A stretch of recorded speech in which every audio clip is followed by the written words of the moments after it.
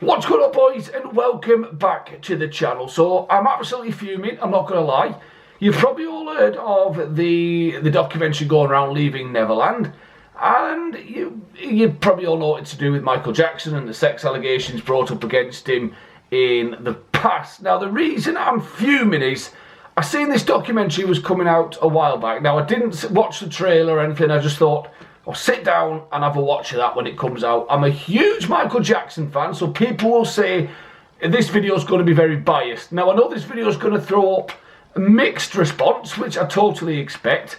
But as I say, a massive, massive Michael Jackson fan. I don't want it to come across biased, but the reason I'm saying it won't is because I'm just going to bring you straight facts, which is what this documentary fails to bring in the slightest. There is no facts throughout. There is also no evidence that is out there in the documentary that shows that Michael Jackson has been proven innocent. And I think it's all made for the shock factor, and it's definitely worked. And honestly, I think it's absolutely disgusting.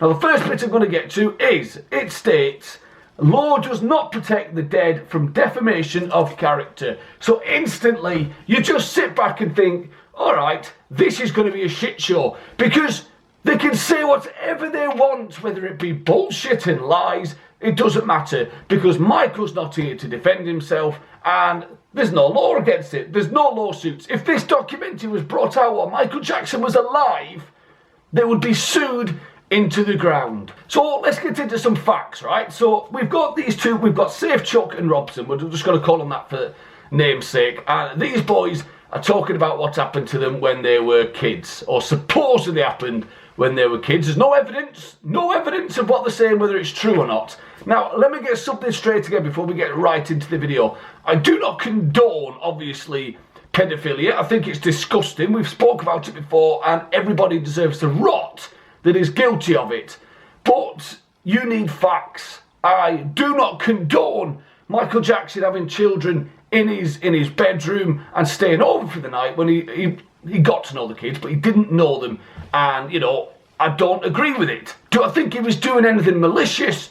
No. So let's get into the facts again. The FBI investigated Michael Jackson for over 10 years without him knowing. They logged onto his phone, his computer, everything that they could do back then, and they found absolutely nothing. They raided Neverland on multiple occasions without him knowing. Surprise raids found nothing. He was also interviewed by Child Protective Services, who, again, after interviewing him, thought he's doing nothing wrong. So, that's 10 years. We're talking about the FBI here. They found a little Iraqi man hiding in a cave in the middle of nowhere.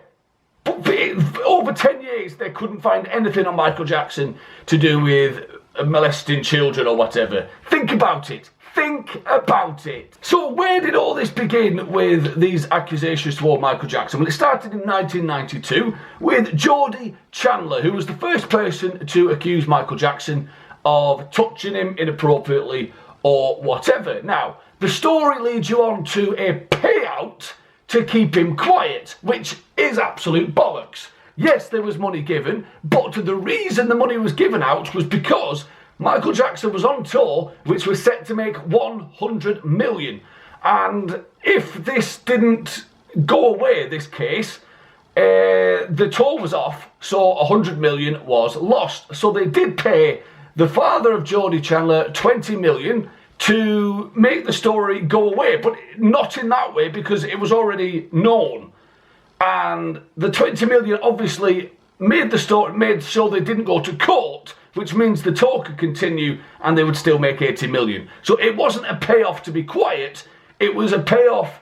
It was probably the worst of a bad or the best of a bad situation, if that makes sense. They could still continue the tour, and they got the payout to make it not go to court, if that makes sense. I've jumbled it up in here, but you'll know what I mean. And Jordie Chandler has also come out in recent years stating that his dad made him go out and tell these disgusting stories of what Michael was doing, and admitted that nothing actually happened. Surprise, bloody surprise. So moving on to the Safe Chuck allegations, right? This is where it gets a bit interesting, because I'm not sure of the date, but an author, Victor Gutierrez, brought out a book, My Love, The Secret Diary of Jodie Chandler.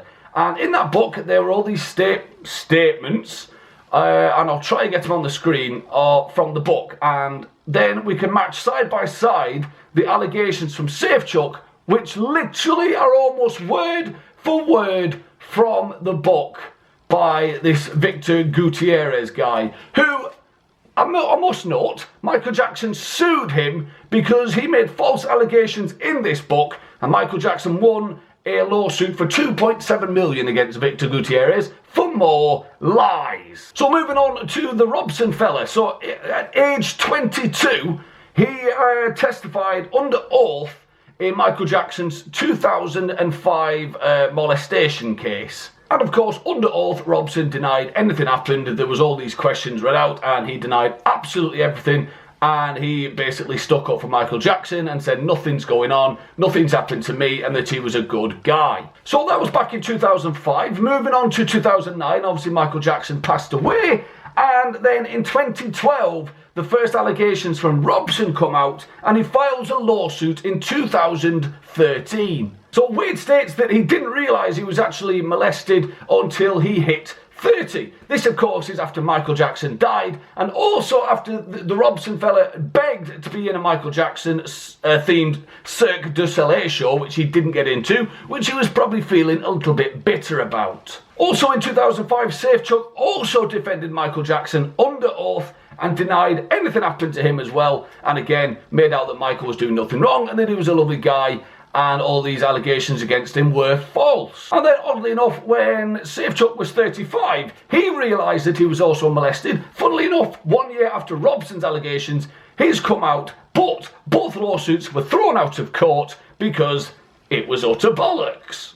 So, as you can see, boys, those are some facts of things that have happened in the past. You can search these on the internet. They are known. In the documentary, we are just listening to two people tell a story. Whether it be true or false, we do not know. But the facts that are out there for anybody to see indicate that Michael done nothing wrong in his life. The guy set out to bring love around the world, which he done. He always expressed his love for children. And the problem is nowadays, if you love a child that's not yours, it's found as creepy or not nice or indecent, and I think that's where the problem lies. Michael Jackson was a troubled character, we all know it, but the problem is he was also an easy target for people. He was rich, he was lauded, he owned this fantasy world where kids could come in and have fun. He's seen how happy they were. Now the problem is he let them stay, which for me, I've said at the start, I find it weird. But for the love of Christ, why were these kids allowed to stay there? It doesn't make sense. And that doesn't mean he done anything wrong. Yes, it's weird, but Michael Jackson didn't try to hide a thing that he was doing. He openly spoke about sharing this wonderful land he built, or this wonderful escape for children to go to, which was Neverland. He openly said he had them there, he had them staying over, how much he loved it and loved seeing how happy it made the children. He openly said it. He's not hid anything. And this is where it's because people throw out other paedophiles in the past, like Jimmy Savile and stuff. These creepy bastards hid what they were doing. There's facts out there that they've done it. There's proof. Michael Jackson didn't hide anything. And even when you heard him speaking, you could tell he was genuine. And yes, it does come across weird, because I don't think there's been a man like him around since I've been alive. Somebody that shows so much compassion and love towards people, and it's just misinterpreted because he was a little bit odd. But his heart was in the right place. This is my opinion, of course. I think his heart was in the right place. In Michael Jackson's will, he left his whole estate to his mother, his kids, and most importantly to him, to charity.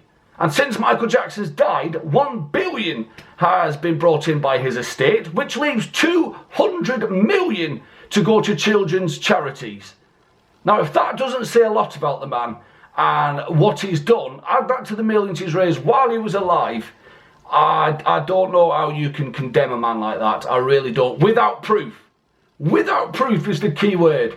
This man has been slandered and condemned without any proof. And the sad thing is, he's not here to defend himself anymore. When he was here defending himself, he won every time because there was no evidence and no facts. I think it's very, very bloody sad. I think we should just remember him as a guy that absolutely adored children. That doesn't make him a creep.